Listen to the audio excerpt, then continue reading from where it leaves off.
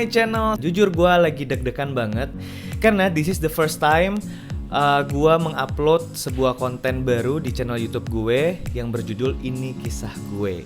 Ya mudah-mudahan teman-teman bisa ambil manfaatnya. Ini konten bukan bertujuan untuk menyebarkan aib atau menceritakan masa lalu gue yang gak enak, tapi yang jelas ini adalah lebih ke sharing. So daripada kelamaan intronya, kalian tetap tonton terus videonya dari awal sampai akhir, jangan di skip. Dan jangan lupa juga untuk di subscribe dulu channel YouTube gue, di like, di komen, dan di share ke teman-teman kalian supaya makin banyak yang nonton. Oke, jadi sebelum gue cerita, mungkin gue ingin memperkenalkan terlebih dahulu. Mungkin masih banyak nih teman-teman yang belum kenal siapa sih gue ini. Jadi, perkenalkan, nama gue Fikri Firmansyah. Biasanya teman-teman gue tuh panggil gue Fikri. Usia gue sekarang 26 tahun, gue lahir di Malang. Dan kegiatan sekarang, kebetulan tahun lalu gue baru aja lulus dari salah satu universitas swasta di Jakarta, Universitas Mustopo. Gue lulusan anak Vkom, Public Relation. Jadi emang suka ngobrol anaknya. Dan kegiatan sekarang gue sedang fokus kembali di entertainment industry, back to my basic ya. Jadi lagi ada project yang sedang dirintis kebetulan bersama Thalia Global Pro.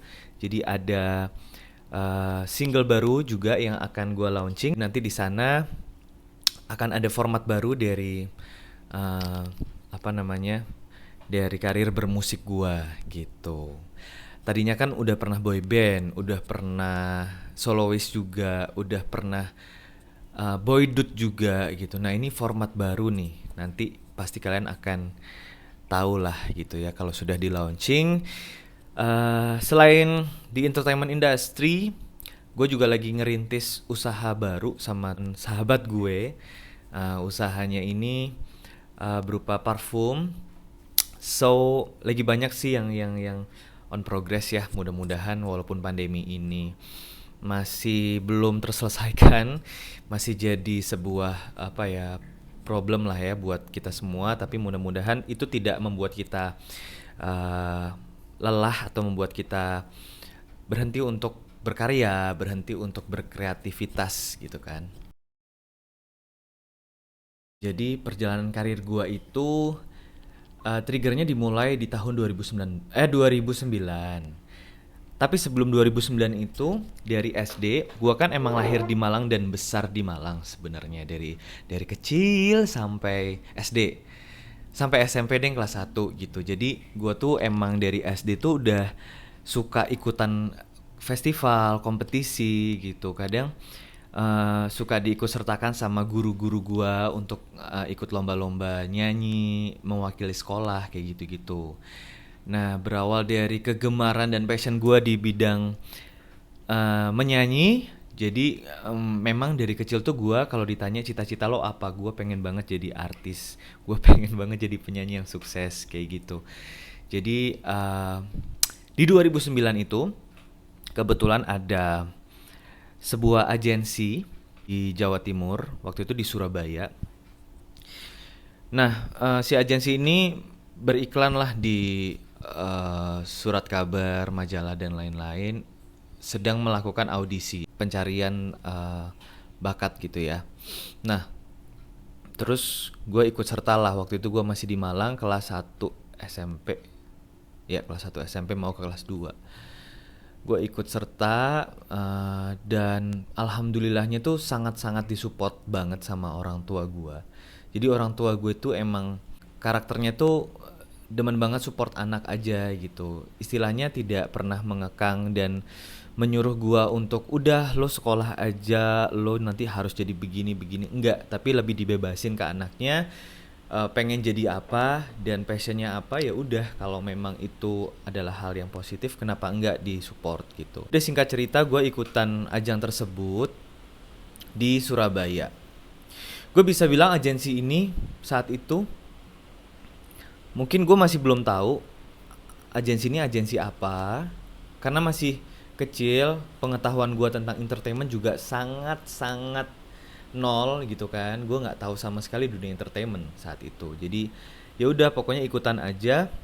Ternyata setelah gue ikut, biaya administrasinya lumayan mahal juga. Intinya ya udah, karena nyokap gua sama bokap gua balik lagi sangat support orangnya, apapun biaya yang harus dikeluarkan sampai anak gua pokoknya jadi nih bisa punya jalan ke industri entertainment, ya kenapa enggak gitu. Kalau ngomongin masalah biaya ya, hmm, nah di situ gua udah agak curiga. Kayaknya untuk ikutan sebuah kompetisi itu biasanya gratis kan? Ya adalah biaya pendaftaran paling berapa sih? Paling semahal-mahalnya 200.000 atau 300.000. Itu sampai hampir yang kita keluarkan tuh puluhan juta rupiah. Jadi ternyata eh, itu tuh udah nggak make sense. Dan di situ nyokap gue sama bokap gue juga sempat mikir, ini tuh agensi apa sih gitu? Ini agensi beneran atau enggak gitu kan? Takutnya agensi gadungan, gitu kan. Tapi kalau kita lihat lagi, orang-orang yang support agensi tersebut tuh juga orang-orang yang punya nama gitu dan punya keahlian di bidangnya. Contoh, waktu itu jurinya itu adalah salah satu caster terbaik lah ya di salah satu PH, gue nggak usah sebut PH-nya. Jadi mungkin emang dia tuh agensinya ini kerjasamanya tuh sangat kuat gitu sama PH-PH di Jakarta. That's why semakin yakin lah gua dan keluarga tuh untuk ya udahlah nggak apa-apa, mungkin memang biayanya segitu gitu. Ikut aja, tetap disupport terus gitu. Nah kemudian sampai gue juara 3 tadi, gue dikirimlah ke Jakarta.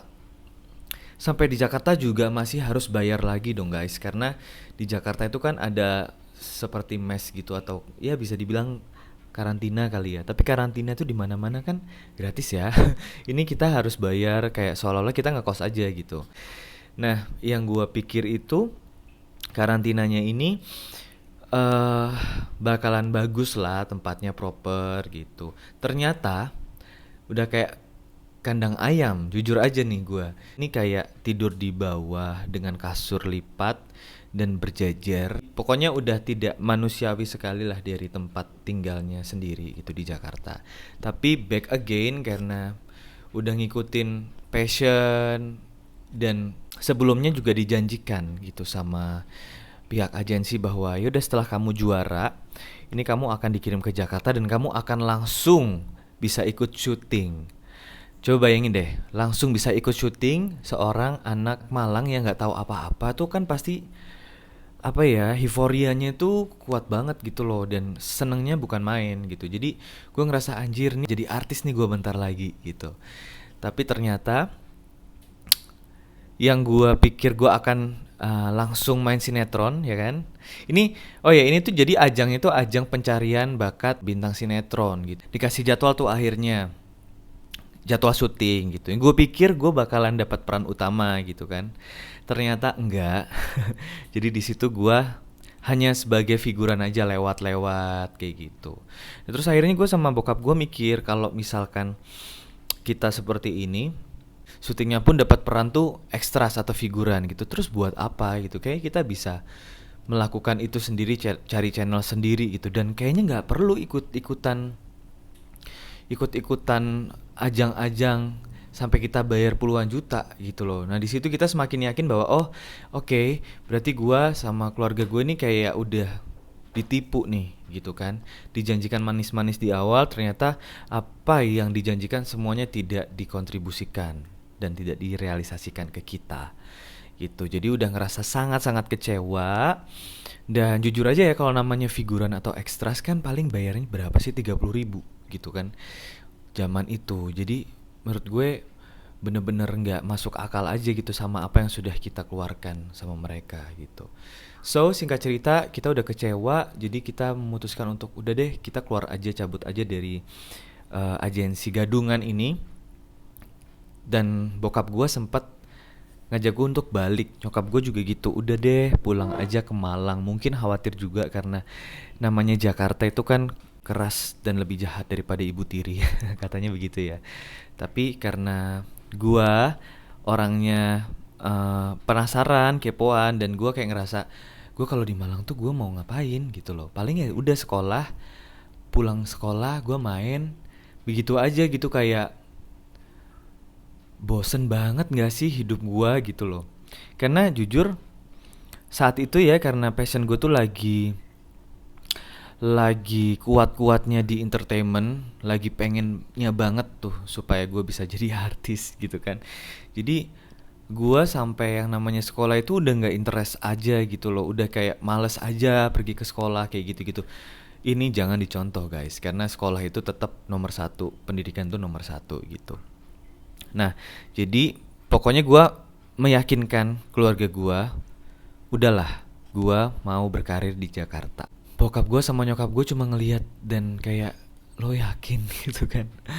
Tapi karena gue orangnya sangat nekat dan sangat bersikeras waktu itu, nggak bisa dienggain, akhirnya ya udah, bokap sama nyokap gue mengiyakan gue untuk hijrah lah ke Jakarta. Jadi gue sempat pulang dulu ke Malang sebentar, izin sama sekolah gue untuk, Bu, gue tuh waktu itu berani banget loh, gue ngomong sama kepala sekolah, Bu, saya harus mewujudkan cita-cita saya, anjay. Gue bilang gitu sama kepala sekolah gue. Jadi saya nggak bisa nih sekolah di Malang, Bu. Saya harus ke Jakarta. Nanti gampang lah, Bu. Saya bisa sekolah di mana aja di Jakarta gitu. Jadi singkat cerita gue tadinya sih sempet kayak, kamu yakin ngapain kamu di Jakarta, nanti sama siapa, kayak gitu-gitu kan. Tapi karena kepala sekolah gue juga mungkin support karir gue juga gitu kan, dan tetap ngingetin pokoknya jangan sampai lepas sekolah ya, gini gini gini gini. Akhirnya ya udah dikasih izin lah gitu untuk berhenti dari sekolah di Malang dan melanjutkan karir gua, cita-cita gua di Jakarta. Singkat cerita, gue langsung cari kosan sama bokap gue. Jadi bokap gue itu saking mensupport gue sebegitunya, sampai ninggalin kerjanya, semua kerjanya ditinggalin, bener-bener untuk nemenin gue doang di Jakarta. Jadi di Jakarta itu bokap gue udah jobless, literally nganggur, nggak kerja lagi. Tadinya kan bokap gue tuh wira swasta, ada bisnisnya lah gitu, dan udah lumayan grow up juga gitu kan, tapi bener-bener tinggalin tuh semua demi nemenin gue di Jakarta. Karena gue kan masih SMP waktu itu, dari SMP kelas 1 naik ke kelas 2 gitu kan. Itu pasti resiko tinggi juga ya kalau ditinggalin, kan gue nggak tahu apa-apa dong Jakarta tuh bagaimana gitu. Kalau ditinggalin takutnya ya kenapa-napa. Ini ditemenin tuh sama bokap gue. Nah kebetulan nyokap gue tuh pegawai negeri, jadi ya nyokap gue nggak bisa ikut. Nyokap gue di Malang dengan melanjutkan tugas-tugasnya, tapi tetap terus apa ya, connect gitu loh sama gue dan bokap gue di Jakarta. Gue menjalani kegiatan gue untuk mewujudkan cita-cita gua itu selama kurang lebih 2 tahun ya, dari 2009 sampai 2010. Itu awal banget gua menekuni dunia sinetron. Jadi awalnya gua masuk ke entertainment tuh ke sinetron dulu. Kegiatan gua sama bokap gua ya casting, setiap hari casting kemanapun, ditemenin naik motor sama bokap gue. Sampai pernah gua ngantuk-ngantuk di jalan, karena kita tuh setiap hari kalau kayak casting gitu kan harus berangkat pagi, apalagi kalau dapat callingan syuting. Jadi gue tuh sempat ikut yang namanya syuting figuran di sinetron-sinetron, syuting jadi penonton bayaran. Gue juga pernah yang lalala ye ye ye di acara-acara musik zaman dulu gitu kan. Itu gue lakoni tuh sama bokap gue setiap hari sampai kurang lebih 2 tahun kami di Jakarta gitu. Dari pagi, dari subuh gitu kan, gue udah naik motor dibonceng sama bokap gue. Pernah sampai barang gue tuh, laptop gue jatuh di jalan karena gue ngantuk banget parah. Jadi kalau syuting tuh bisa kayak berangkat subuh nih, nanti pulang subuh lagi, pasti udah di atas jam 12 malam, kayak gitu aja setiap hari. Jadi kita pasti kurang tidur. Pernah tuh bokap gue tuh karena mungkin udah capek banget, ngantuk juga, kurang tidur, kalau nemenin gue syuting tuh, namanya gua figuran waktu itu ya, nggak akan disediain tempat atau kamar atau tempat istirahat, nggak ada. Jadi kita tidur di mana aja. Bokap gue tuh tidur sampai di rumput-rumput, di jalan-jalan, kayak gitu-gitulah. Jadi ya bisa dibilang perjalanannya bukan mudah ya bun, sangat-sangat menguras tenaga dan menguras air mata. Kalau diinget-inget tuh sedih banget gitu loh perjuangan gue sama bokap gue. Belum lagi gue tuh juga waktu itu tinggal di kosan kecil, kontrak kosongan gitu, nggak punya kasur, masih bener-bener nol. Jadi bokap sama gue tuh tidur di bawah di lantai. Terus banyak anak kecil di kontrakan itu, pernah kayak apa ya, jahil gitu loh, bandel, ngeludahin kamar gue lagi tidur sama bokap gue pada waktu itu. Jadi kayak ya Allah, gini banget ya Jakarta anjir, kayak sedih banget sih asli gitu. Gue itu pernah ketemu sama salah satu agensi. Masih SMP gue waktu itu, dicabuli. Mau pergi, terus dia narik tangan gue, terus gue dipeluk-peluk, diperkosa, ngerti gak sih? Lumayan trauma di gue sekarang gitu. Jadi kalau ingat-ingat itu tuh rasanya kayak bangsat banget tuh orang ya. Apalagi ini cowok gitu. Bisa dibilang itu salah satu sexual harassment lah yang pernah gue dapatkan pada saat gue masih kecil.